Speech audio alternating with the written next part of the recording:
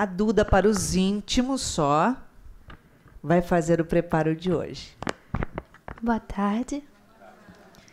A leitura da página de hoje é do livro Vida Feliz, ditado pelo espírito de Joana de Ângeles, psicografado por Divaldo Franco. Capítulo 109. Não descarregues o teu azedume, conflitos e recalques nos servidores da tua casa, do teu trabalho, da tua esfera social. Eles já sofreram o suficiente, dispensando a carga de amargura e mal-estar que lhe destinas. Coloca-te no lugar deles e verás quanto gostarias de receber gentilezas, ter atenuadas as humilhações, que passasses as dores que capizesses.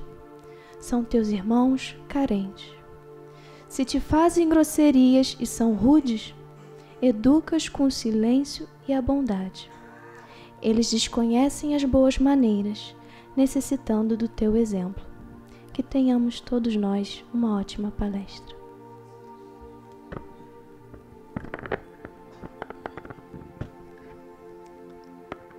Jesus, amorável mestre e amigo, que nos acolhe nesta tarde de hoje, onde é que viemos para sentir a sua presença e buscar a paz, Senhor, que há em Ti, para que vibre dentro de nós.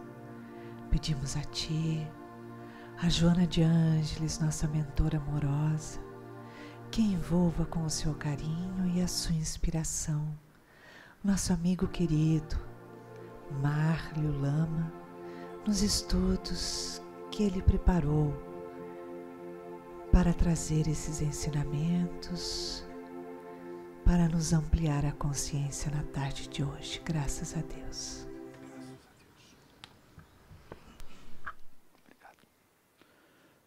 Boa tarde a todos. Que a paz do Senhor Jesus possa estar sempre presente em nossos corações e que Ele possa nos amparar e sustentar na tarefa que nos propomos a fazer em seu nome. É sempre um prazer estar aqui, prazer que se renova na casa de Joana de Ângeles. E uma boa tarde também a todos aqueles que nos acompanham pelos canais da internet. A Iraci tinha me proposto um tema.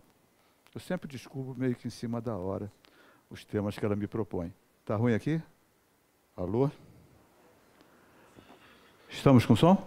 Melhorou? Melhorou. Eu sempre descubro meio que em cima da hora os temas que a Iraci me propõe. Mas eu pedi para trocar. Pedi para ela para trocar o tema.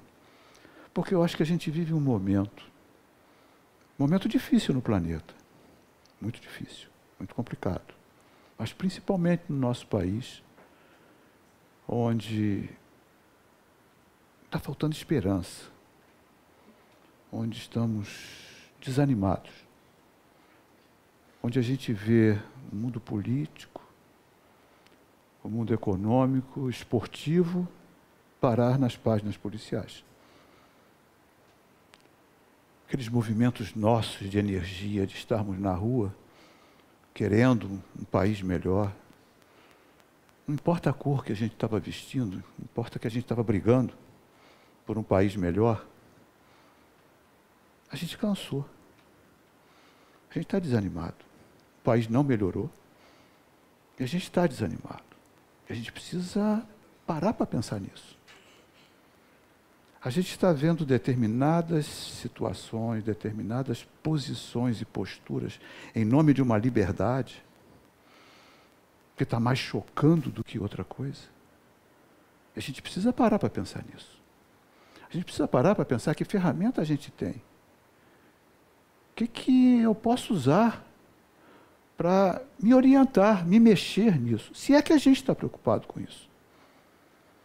Então eu acredito que eu estou falando para um público que está preocupado com isso, porque está aqui no sábado, dentro de uma casa espírita, buscando uma orientação espiritual, uma ajuda espiritual, um aprendizado espiritual. Isso é sábado, Barra da Tijuca, bairro nobre do Rio de Janeiro, tantas oportunidades de distração estão por aí.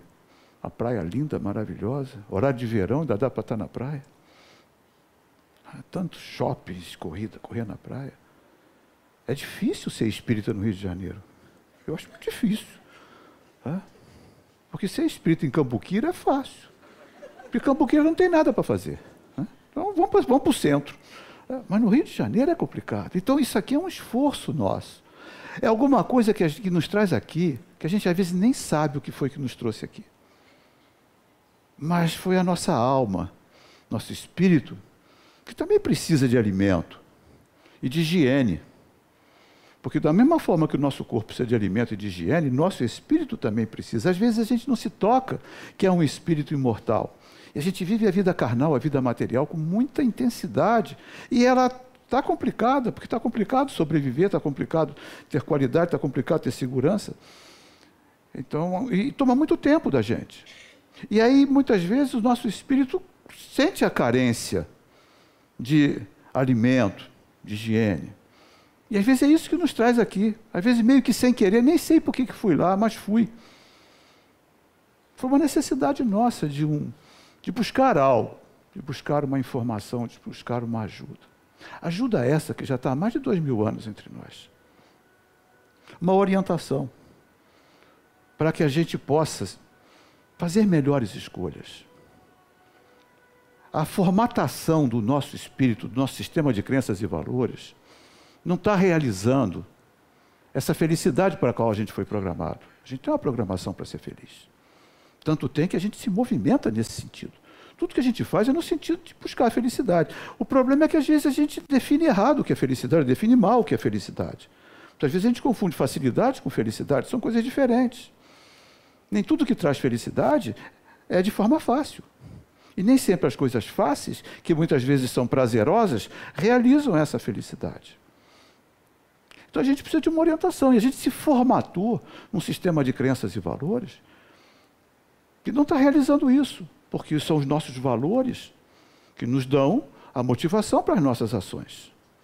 A gente se motiva por valores. Mas esses valores muitas vezes não estão realizando. Não estão realizando. A proposta de Jesus é uma nova formatação.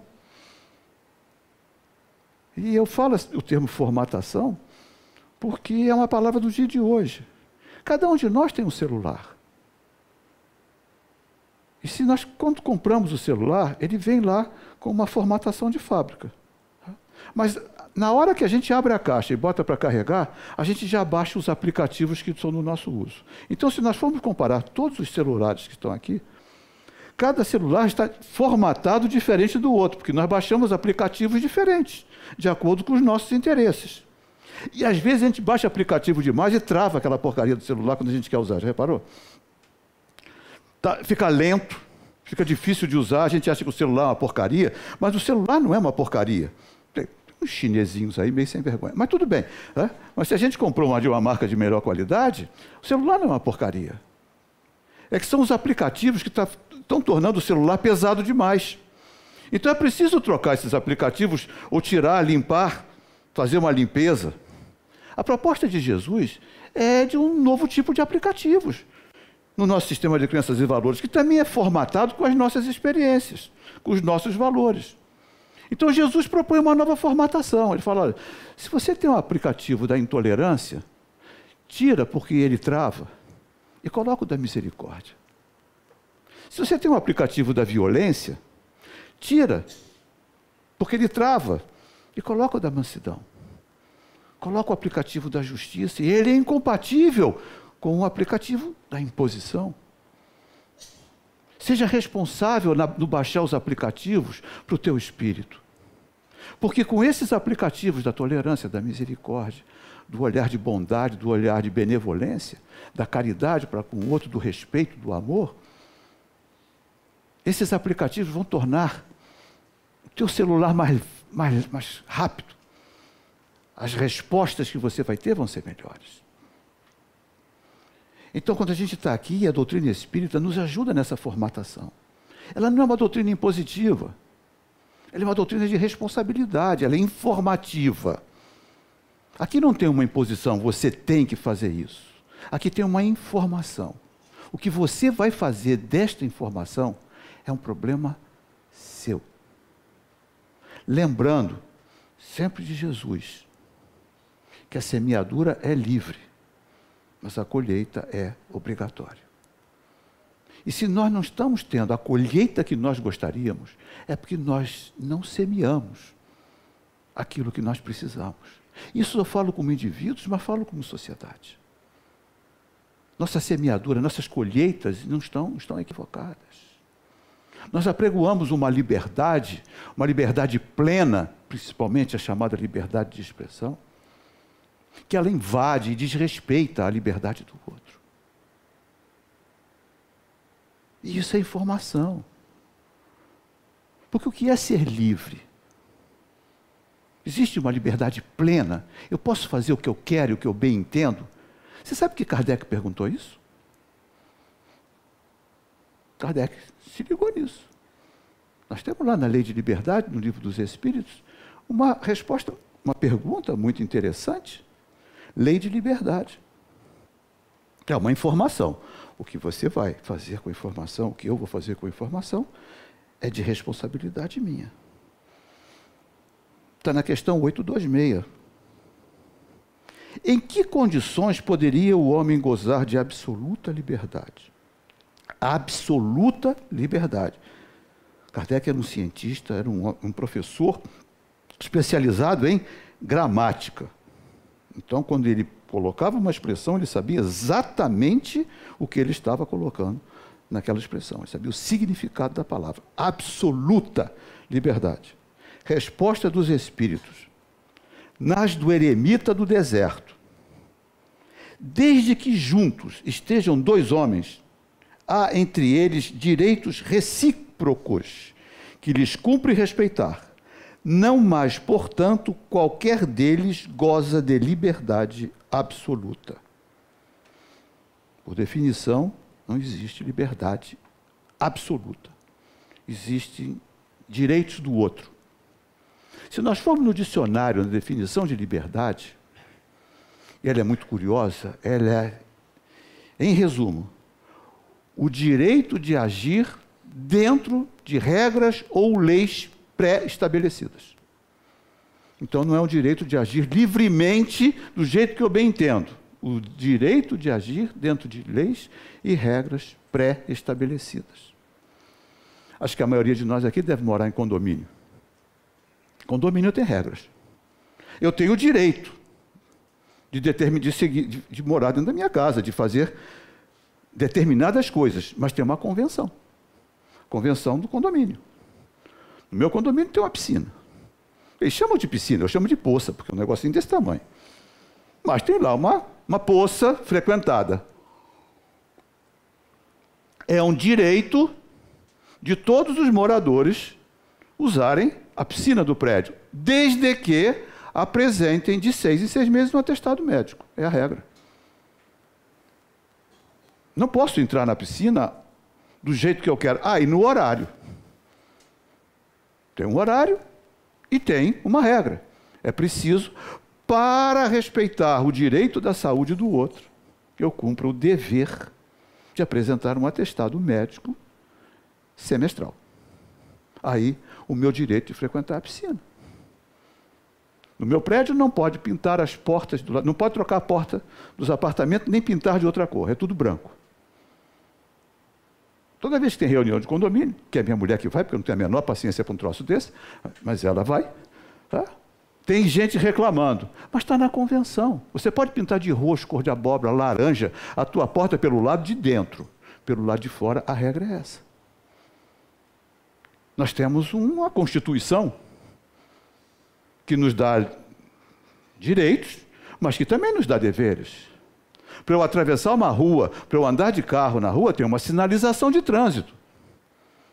Eu não posso passar na hora que eu bem entendo.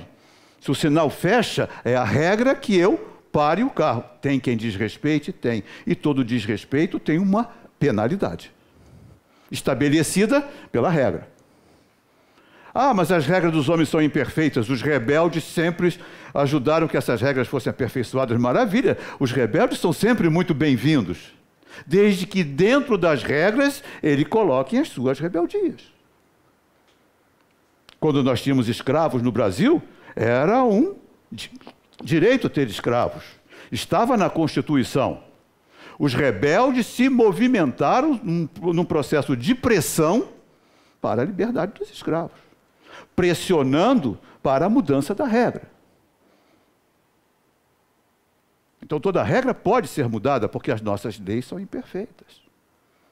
Mas existe uma regra maior, que é a lei natural, a lei que nos guia para a felicidade que nós estamos programando. A lei chamada lei divina ou natural, que é estudada nessa parte terceira do Livro dos Espíritos. As leis morais. Porque se toda escolha é livre, ela não é tão livre assim, porque eu não posso fugir das consequências da minha escolha. Então eu sou livre para fazer uma escolha, mas eu tenho sempre atrelada a ela uma consequência. E essa consequência, o resultado dessa consequência, a gente chama de sofrimento ou felicidade. Porque sofrimento e felicidade não são causas, são efeitos das nossas escolhas. A gente não compra sofrimento, a gente não compra felicidade. Você não chega lá no mercado, corta aí 200 gramas de felicidade, mas bem fininho, que eu não gosto de fatia grossa. Não tem. Felicidade é resultado, é colheita. A semeadura é livre, mas a colheita é obrigatória. Sofrimento também é colheita. Então, se a gente não está colhendo como indivíduos e como sociedade, é preciso repensar a semeadura. Não adianta brigar com o abacateiro se eu plantei abacate e não gosto de abacate. Eu tenho que semear aquilo que eu gosto. Eu vim fazer alguma coisa aqui na Terra, cada um de nós veio fazer alguma coisa aqui na Terra. A gente não encarnou por um acidente, por um acaso. A gente tem uma razão de estar aqui. A doutrina espírita é uma filosofia que traz informações consistentes sobre um dos maiores enigmas que a gente se depara, que é o sentido da vida. Esse é o maior dos enigmas que a gente se depara. As filosofias e as religiões tentam trazer informações sobre isso. E a doutrina espírita colabora intensamente nessa questão da solução desse enigma. O que é que eu vim fazer aqui? Por que é que eu nasci? Eu vim de algum lugar? Eu vou para algum lugar? Deus existe? E se existe, o que Ele espera de mim? De onde surge o mal? O mal existe? O mal existe. Deus criou o mal? Ou o mal é um resultado de uma má escolha? São as chamadas questões existenciais, que Kardec as tinha intensamente, e que as religiões das quais ele foi criado, catolicismo e protestantismo, não lhe respondiam. E quando ele se depara com esse fenômeno da comunicabilidade, ele faz o que talvez qualquer pessoa de uma maturidade fizesse. Ora, se os Espíritos dizem, nós somos as almas daqueles que estiveram na Terra e que agora estamos continuando nossa existência numa outra dimensão, que dimensão é essa? Conta a história para mim. Não seria lógico uma pergunta dessa? Pois é, a Maria não fazia. A Maria queria saber se ia casar com o João, com o Joãozinho, fazia a brincadeira do copo, de levantar a mesa e de responder pergunta idiota. Kardec teve uma questão existencial. Se vocês são os caras que morreram e estão aí, estão se comunicando, dá para dar alguma informação sobre aí? E aí ele monta um conjunto de perguntas, de informações sobre as questões que ele tinha da continuidade da existência. Ora, isso não é sentido da vida? E ele recebe um monte de respostas. São 1019 no Livro dos Espíritos, depois ele continua nas outras obras.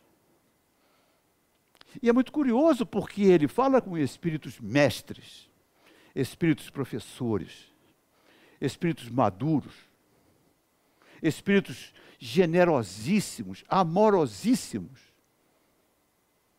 mas super rigorosos. Porque o amor não dispensa o rigor.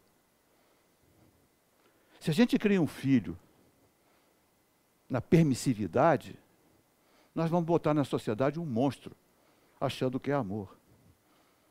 Filho precisa ouvir não. Precisa de carinho, precisa de colo, mas precisa de correção. Filho não precisa de agressão. Mas como diz um filósofo, uma mãozinha firme no ombro, dizendo, não, querido, sinaliza muita coisa. Não precisa quebrar a clavícula, mas sentir a mão firme. Sentir que tem autoridade guiando. Porque a gente precisa, às vezes, de autoridade para nos guiar.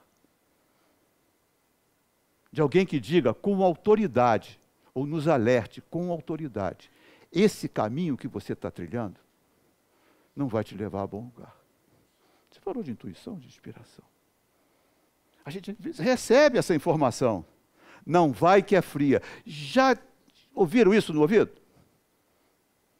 Não foi no ouvido físico, foi no espiritual. Não vai que é fria.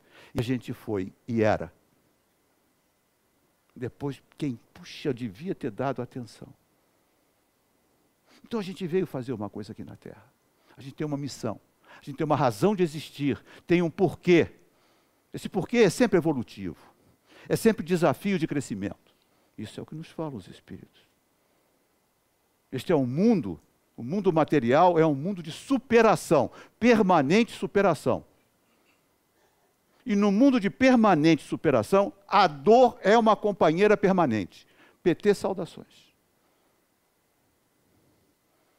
Porque todo processo de superação é doloroso, por natureza.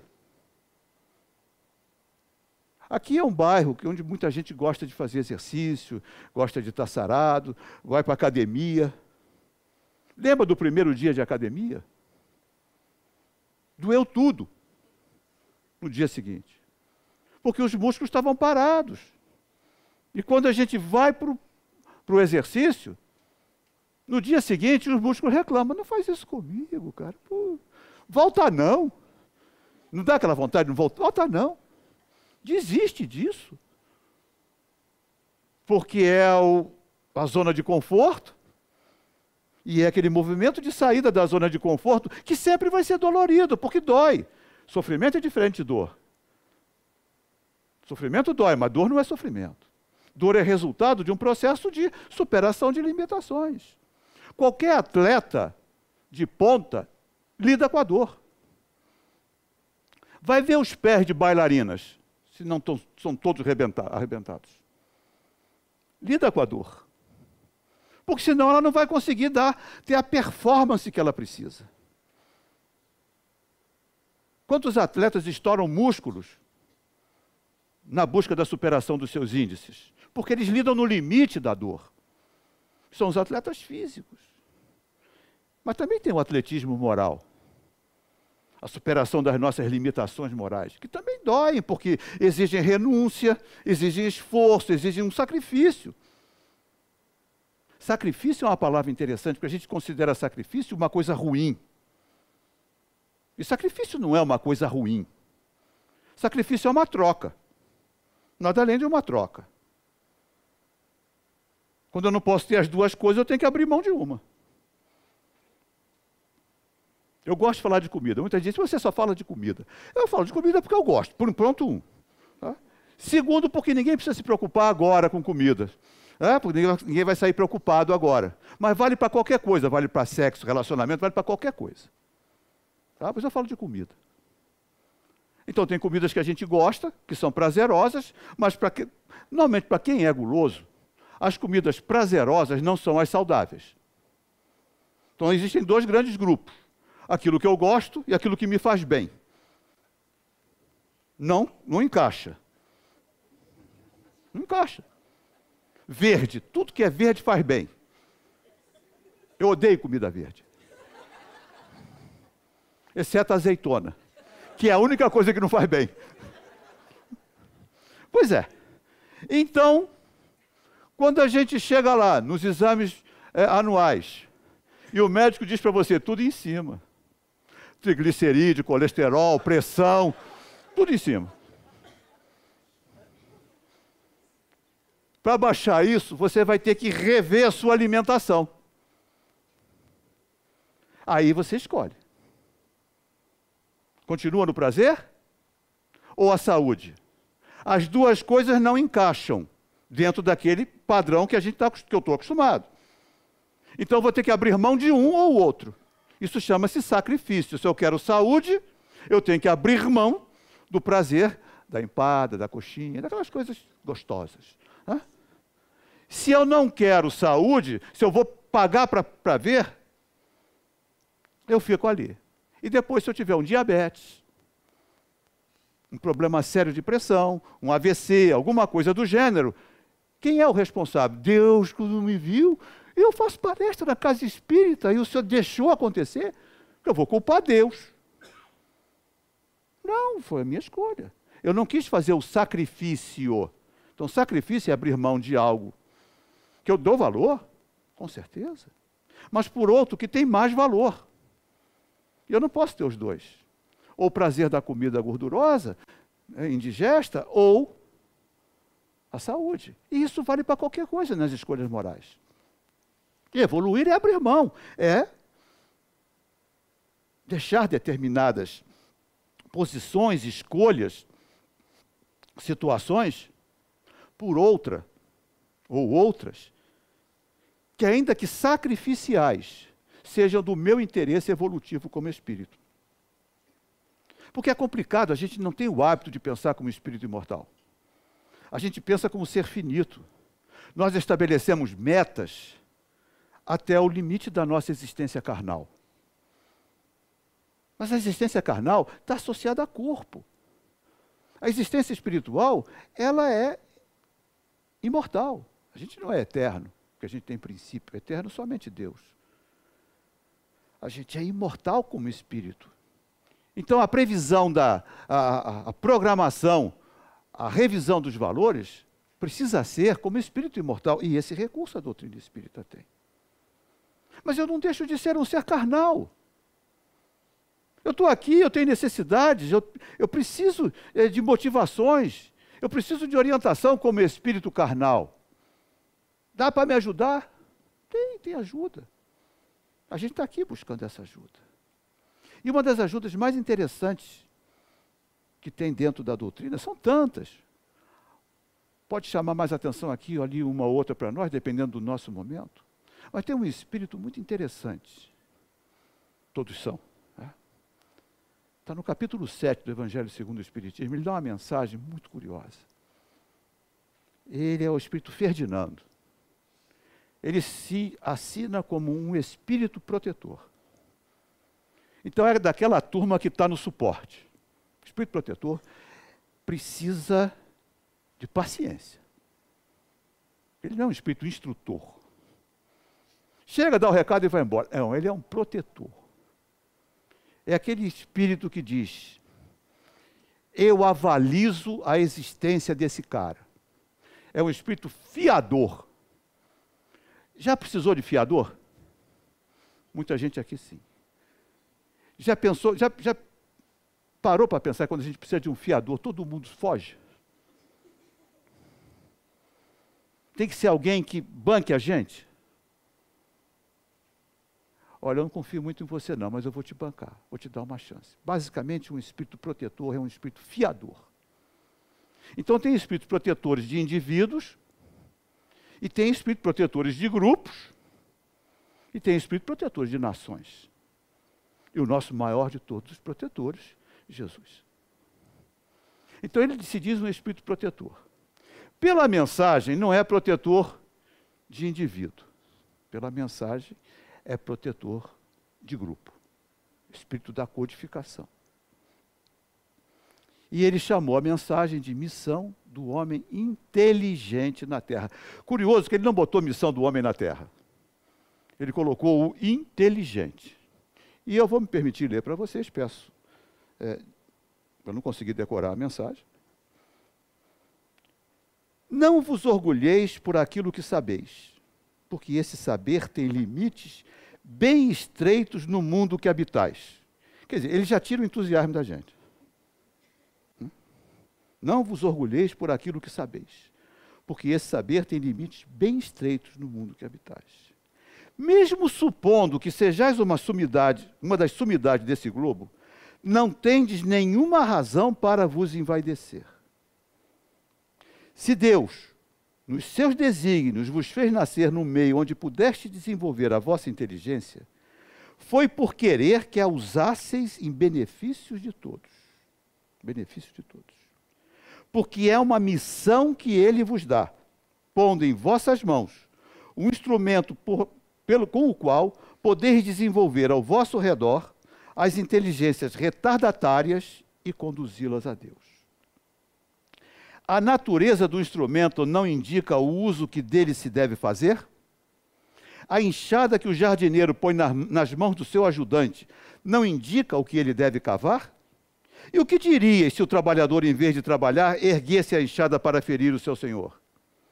Dirias que isso é horroroso e que ele deve ser expulso.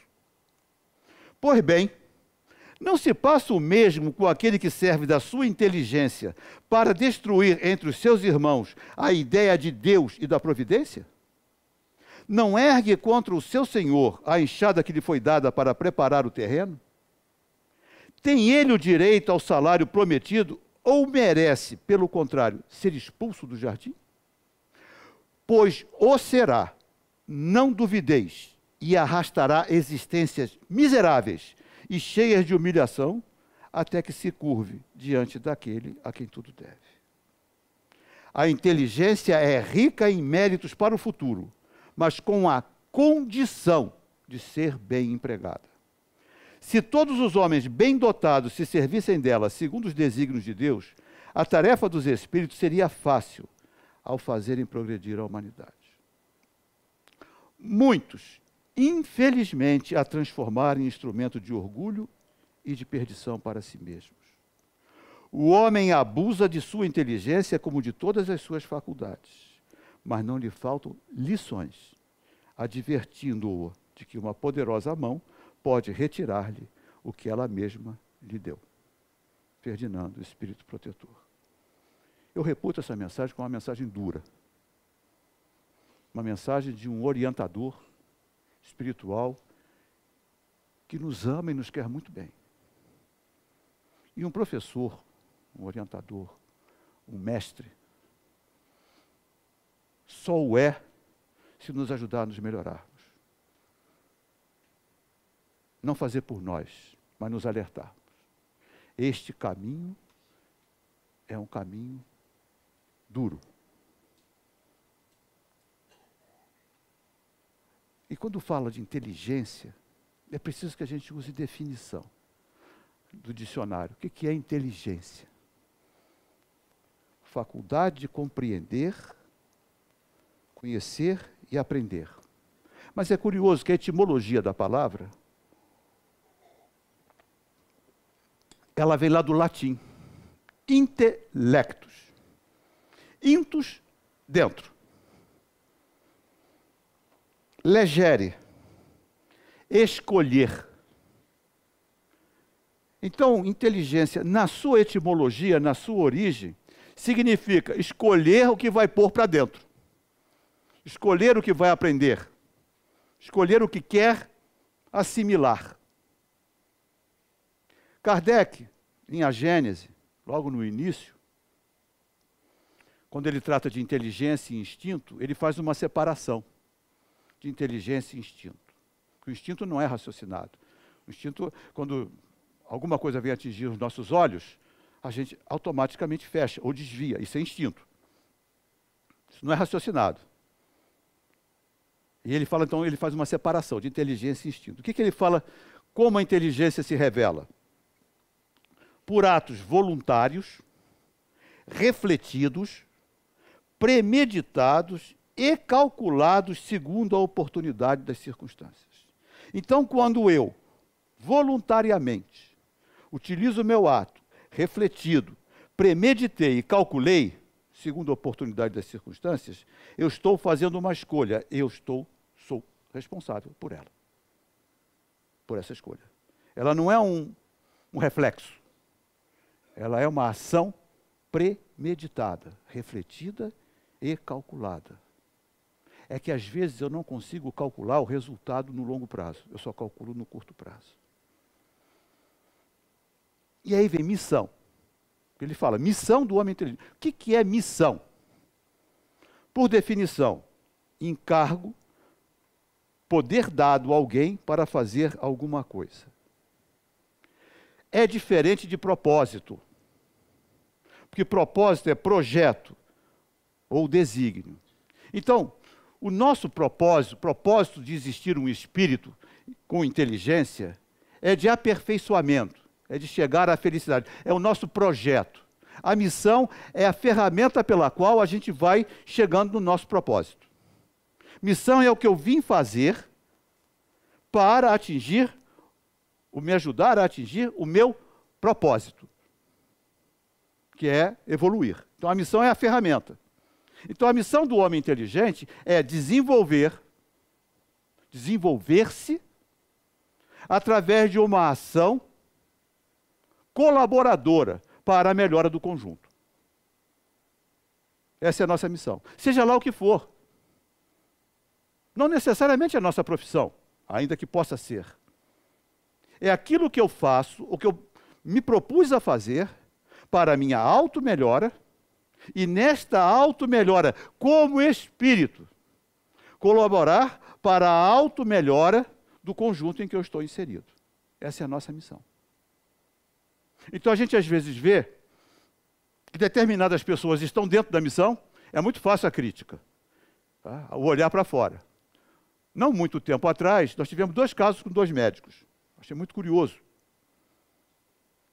Um dos médicos, um dos casos, era um médico, diretor de um hospital do interior, sem verbas para dar conta, hospital público. Ele chorava na entrevista ao repórter, porque ele dizia que pessoas estavam morrendo e ele, como médico, não poderia ajudá-las, socorrê-las. E ele sofria com isso. Ele sofria. A entrevista do homem era de choro. Ele sofria com isso. E mais ou menos na mesma época, um outro profissional de medicina recusa o atendimento de uma criança doente porque não era pediatra. Mais ou menos na mesma época. Então nós temos um dentro da missão e um outro só numa profissão. Era a profissão, a forma como ganhava dinheiro. Mas o outro era missionário. Dinheiro para ele, claro, necessário, mas o foco era o atendimento daquelas pessoas que chegavam no hospital e que ele não podia atender. Então ele era alguém que colaborava com a sua profissão para a melhoria do mundo. E essa é uma reflexão para a gente.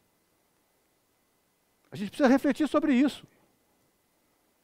O que eu estou fazendo, não importa se é um trabalho voluntário, ou não importa se é um trabalho profissional, eu estou contribuindo para a minha melhoria e para a melhoria do planeta, ou eu estou procurando destruir?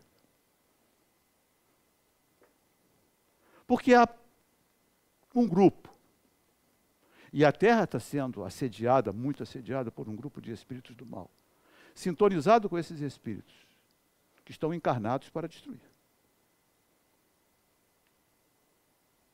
Estão enganados, porque terão existências miseráveis, mas não sabem disso. Não nos cabe a acusação, mas nos cabe a defesa.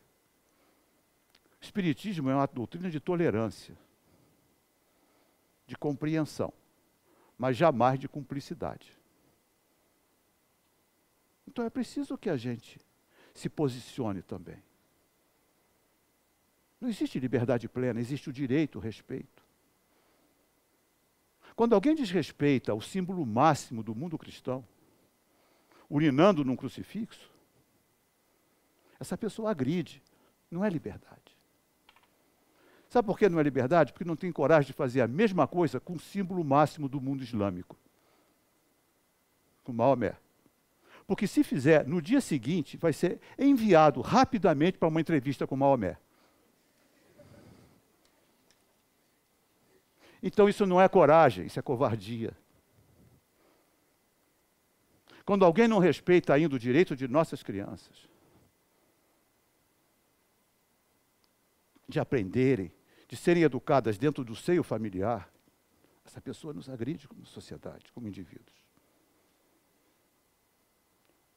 Porque se existe o Estatuto da Criança e do Adolescente, regra do jogo, que diz que um menor de 14 anos, se ele praticar sexo, seja masculino ou feminino, é estupro. Uma professora que leva um grupo de adolescentes para uma exposição pornográfica no museu, ela é uma criminosa. E deveria ser responsabilizada judicialmente por isso. É preciso que a gente repense valores. É preciso que a gente veja qual a nossa missão. E não nos acovardarmos. Termos posições de postura. Jesus disse, aquele que me renegar está com problema. Se esse valor cristão que a gente admira, aceita, está aqui buscando não servir para o testemunho lá fora, nós estamos perdendo tempo. Vai para o shopping, vai correr na praia. Porque é hora do testemunho. Porque os cristãos primitivos testemunharam na cruz, nas arenas lá com os leões, foram queimados em fogueiras. Nossas fogueiras agora são morais.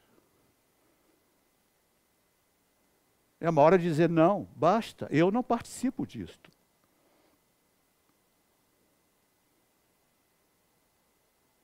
É uma hora de assumir o valor que a gente tem. Propagação de uma doutrina, ela não se faz somente aqui. Pelo contrário, aqui é a parte mais fácil. Não é tão fácil assim não, mas vai lá, é a mais fácil. A parte mais difícil é o testemunho do valor. E nós estamos falando na casa de uma mentora que testemunhou um valor enorme, sacrificando o seu filho e sua vida por uma coerência, quando encarnada como Joana de Cusa, com o valor que ela entendia como certo. Ainda com a súplica do seu filho, pedindo que ela renegasse o Senhor Jesus. Essa é a nossa tarefa, essa é a nossa missão também. Se a gente se diz espírita, é preciso que a gente exerça no exemplo o que a doutrina espírita nos traz. São palavras, às vezes, duras, porque é preciso, muitas vezes, a gente ser sacudido. Sair da zona de conforto. É hora de definição. É hora da separação dos bodes das ovelhas, como Jesus tinha falado. E eu sempre fico intrigado, porque Jesus não gostava de bode. Ele queria separar. E é hora da gente se definir. Se a gente é bode ou ovelha, tomando cuidado, porque Jesus não é muito chegado a bode. E que Ele nos abençoe nas nossas escolhas. Tem mais 5 minutos? Eu tenho mais 5 minutos, então eu vou contar uma história. Sobre missão. Missão mesmo. Essa história de internet, eu não sei se eu já contei aqui, mas ela é interessantíssima. Ela fala de 4 carregadores que estavam levando um piano pelas escadas de um prédio. Porque o piano não cabe no elevador. Então eles estavam carregando o piano pelas escadas do prédio. Suando. Quando chega ali num determinado momento, um dos carregadores, o chefe do grupo, manda um deles, vai na frente, vai lá em cima, vê se falta muito. Estavam cansadíssimos. O cara vai, daqui a pouco ele volta. Olha, eu tenho uma notícia boa e uma notícia ruim. O que você quer primeiro? Fala a boa. Faltam só 4 andares. E a ruim? O prédio não é esse.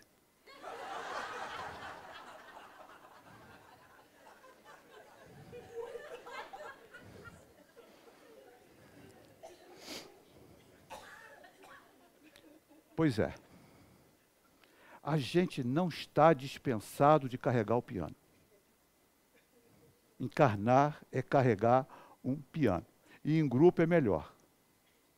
Mas a gente precisa urgentemente usar a inteligência para achar o prédio certo.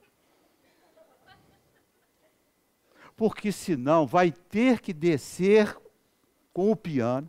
Chama-se isso expiação. Expiação é descer com o piano do prédio errado. Fez tanta força para chegar no bendito lugar e descobriu que o prédio era errado. Então, expiar é esse sofrimento. Consequência de uma má avaliação. Às vezes não é maldade. Às vezes é uma acomodação, é uma má avaliação de uma má escolha. É não ter usado todos os requisitos que a inteligência nos dá para abrir os nossos horizontes espirituais. Consequências dramáticas, dolorosas. Gente, a gente não está vendo isso por pessoas que fizeram escolhas nesta vida e já nesta vida já estão aí nas páginas policiais. Mesmo que soltos por um habeas corpus daqui ou de lá, a vergonha que essas pessoas passam. Como é que ela olha na cara de alguém? Como é que um filho, um neto, sofrendo bullying na escola? Isso não é uma existência miserável? Por mais que na postura, não... Porque não tem um culpado. É um curioso, está cheio de crime e não tem um culpado. Só tem inocente. Mas isso não é uma existência que já nesta vida, isso que o Espírito falou, né? Uma poderosa mão pode retirar-lhe o que ela mesma lhe deu. Já não está acontecendo. Outros vão conseguir superar. Nós, talvez, se estivermos envolvidos, espero que não, a gente consiga passar despercebido, mas não passa na vida espiritual. Existências miseráveis, difíceis, dolorosas, em regiões muito densas da espiritualidade.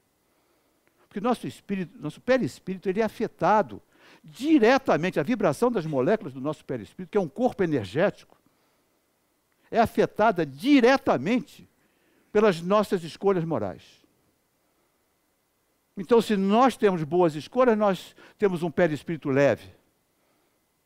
Então, por gravitação, iremos para as regiões mais sutis. Se nós temos mais escolhas, nós temos um perispírito pesado. Então, iremos para as regiões mais densas. Imagina o seguinte, imagina que isto aqui é uma rolha, e isto aqui é um prego. Só para imaginar. A gente tem imaginação, não tem muita, né? Isto é o plano material.